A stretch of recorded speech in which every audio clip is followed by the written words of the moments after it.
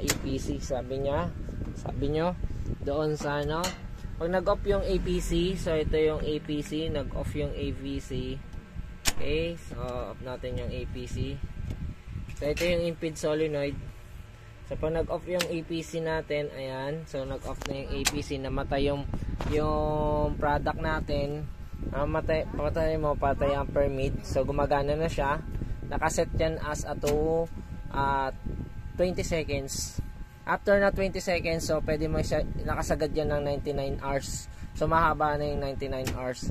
So matagal yun, halos parang 24, ilan yun. Basta parang matagal-tagal na yun. Kasi 99 hours. Okay, so ayan. So matagal na bago pumasok yon.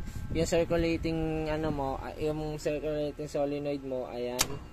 Naka-on siya ngayon. So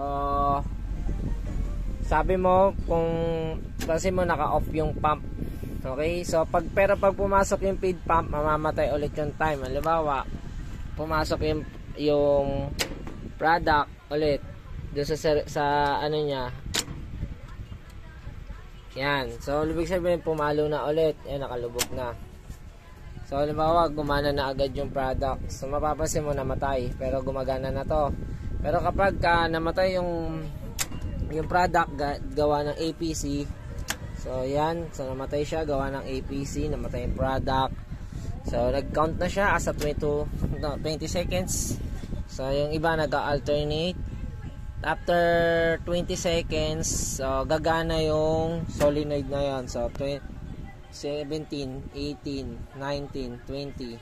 Okay, so gumana yung solenoid mo as a 20. Tapos pwede mo siyang i-reset kung gusto mo siyang i-reset time. Diba, i-reset mo siya. Okay, so babalik siya sa 0. Tapos namatay pa yung solenoid nun. After 20 seconds ulit, okay, after 20 seconds ulit, 11, 12, 13, 14, 15, 16, 17, 18, 19,